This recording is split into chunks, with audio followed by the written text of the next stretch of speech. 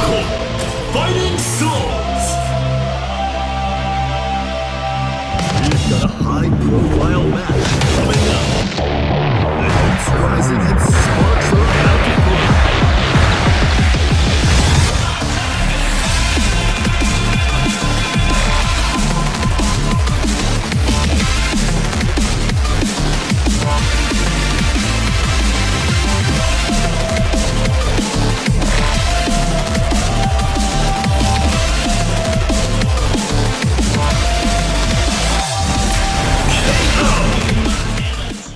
Marvel Tōkon feels like it's gonna be special, and what I mean by that isn't that, the beta completely blew me out of expectations, although in a lot of ways it really did. But I think particularly even more than that, I saw the potential for a generational fighting game. And let me break that down. First of all, if you're new here, welcome to Coffee Studios.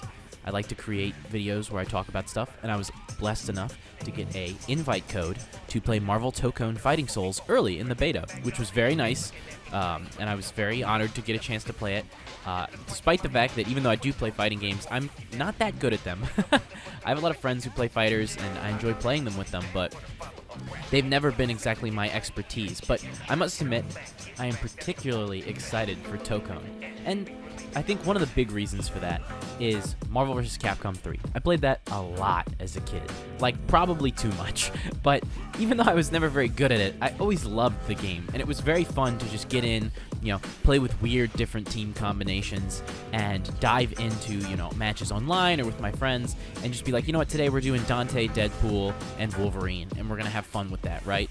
Or, Spider-Man, Frank Castle, and Virgil, Stuff like that was always really exciting to me, and I see the vision for not only an incredible competitive fighting game within Tōkon, but also an amazing game for just creating fun combinations similar to a kid playing with their action figures.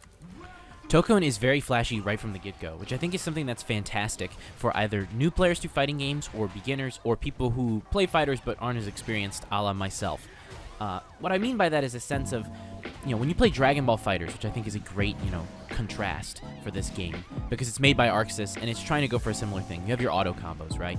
And this game also contains auto combos, but I feel better about the auto combos in Tōkon than I did in Dragon Ball FighterZ, particularly because when you do an auto combo in Dragon Ball FighterZ, it looks like a standard auto combo for that game. The first few times you play it, sure. Oh, wow, I did this, I did this cool combo with Goku, and it did like a big jump around flash thing. Sick, right? What's nice about the way they do it in Tōkon is it actually is a tag attack when you do that, and it looks very flashy and very fancy, similar to something that a high-level combo would be in a Marvel vs. Capcom game. This allows for you right from the get-go to feel like you're doing something big. Even if you aren't, just being able to see your whole team functioning together as one feels very satisfying, even if you are just spamming a button to an extent. There's a sense of instant gratification that you get with the game that I think will hold audiences quite well. Because Tōkon, in the end of the day, is a tag fighter. And particularly, tag fighters are usually complicated. The game has done some things since it's attempting to be 4v4, which is crazy, 4v4 fighter versus something like a, 3v3 like Marvel vs. Capcom, or a 2v2 like 2XKO is going for. But they've tried to dumb that down by having everybody share a singular health bar, and you not directly start with all four fighters. You knock each other through screens in order to get your other fighters to show up, which I also think is awesome, by the way it visualizes that as a comic book panel transition. Incredible. Utterly love that. I think that while some people might have issues with the fact that it can be easy to perform certain combinations in Tōkon, I think the real solution is the fact that they aren't always the proper answer. They just simply look flashy and feel satisfying to execute, even if they are simple. And I think this is a great way of putting players on what I would call the pipeline to success. You allow them to feel like they are accomplishing something, even if it is simple, right at the start. And by doing that, I think it inspires them to go, oh wow, well if I'm doing that, I wonder what else I can pull off, Do something like a happy birthday or a Merry Christmas, or I guess, heck, if it's 4v4, can you also do a Happy New Year? Like, it's going to be insane to see what people are able to pull off. I saw some of Sonic Fox's combos that were utterly insane, and, some of the clips of Diaphone winning that tournament, incredible. And I think giving newer players who are just beginning their fighting game journey or are wanting to finally start their fighting game journey after, multiple times of trying to get into the FGC are going to be interested in this game. It's Marvel. Marvel, baby. Like, it's such an iconic, franchise, and it's such a big part of fighting game history through the iterations of Marvel vs. Capcom or X-Men vs. Street Fighter. Things like that are important to the history of this genre, and Tōkon has big shoes to fill. And I think it can do that by not only bringing in more casual audiences, but also keeping things complicated and interesting while still giving everyone a good experience at all levels of play.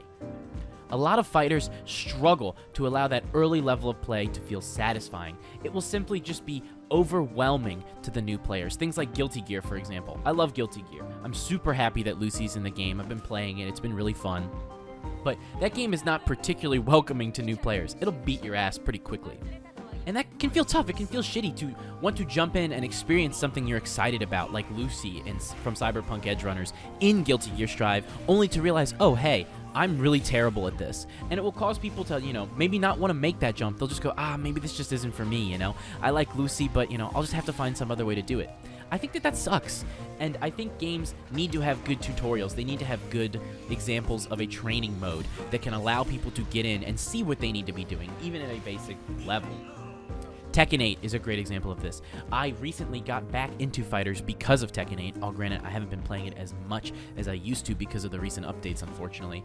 But still, in the same vein, Tekken 8's training mode is incredible. It's really, really good. And I feel Guilty Gear Strive was one of the first big ones to take this step, where it had the, training missions and everything. And then Tekken took it further. We had combos, a training mode. You could track specific things. It was really nice, and it was really well done to teach me how to play Tekken. As somebody who had never picked up a Tekken game and was interested in 8 for the first time, I wanted to learn to play Reina. I thought she looked awesome. Jumping into that was really fun for me, and it gave me the tools to learn to get past that stage of, I just don't know what I'm doing.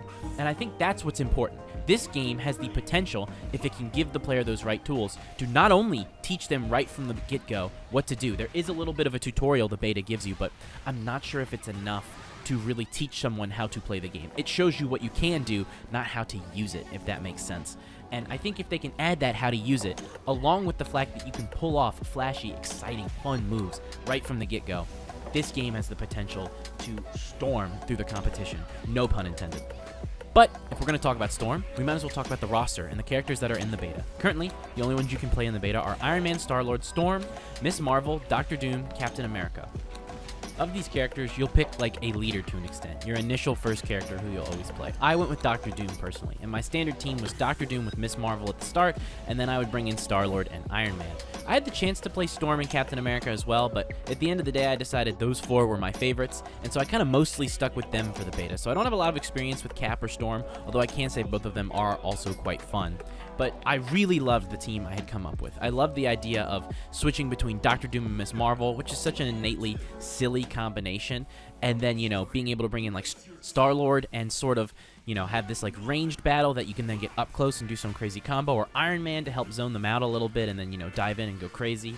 I really enjoyed my ability to be creative, not only with my combos, but also with my team, aesthetically, in a sense, because again, I think it's so silly to have Miss Marvel and Doctor Doom working together, but also physically, in a sense of, what your team can do and be capable of. That's what's so fun about a tag fighter, especially a 4v4 one, where you can literally just build a full team, it feels like, allowing for creativity at the start of a game before you even throw a single punch. The idea of, ooh, I want to try these guys together and see what they're capable of. I really hope that they're able to do that. And that's also why I hope they lean into having, some freaks, some weird characters from Marvel Comics as well. Not just, heroes. Add a few more villains, Give me some interesting combinations, some things that, feel fresh and interesting.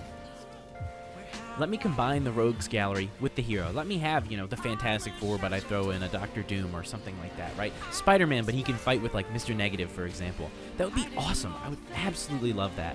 And it would add to a sense of creativity by taking these heroes and giving them such unique combinations and making them feel distinct. I really hope we don't get too many characters that start to feel samey. That's really my worry, is that at some point in the game's life cycle, all of the characters and their styles will start to blur together, which kind of started to happen with Dragon Ball FighterZ for me, where you would see, we have like 8 versions of Goku, right? And of course, it's because everybody loves Goku, and I understand that, and I'm not really going to harp on Dragon Ball for that. But you understand the point I'm trying to make. We have the entire Marvel Comics roster here. Let's get creative, let's get interesting, and let's allow for a level of personality to shine through. Really, what I love about this game is that right from the start, if there's one way I could describe my whole experience, it's that I loved that I felt not only was I playing a fun and enticing game that made me want to get better, I felt like through my choices, play style, and similarly my team that I took from the roster, I was able to express myself right from the beginning. I felt like this was my version of playing the game. And I hope that, as the game goes on and it eventually leaves beta, we can fully see that realized. So, if you all enjoyed, please leave a like, comment, and subscribe. Tune in for more content I make here at Coffee Studios. Please share the video. It really, really helps. And I'll catch you all on the flip side. Stay strong, Tōkon fighters, and I'll see you next time. Peace!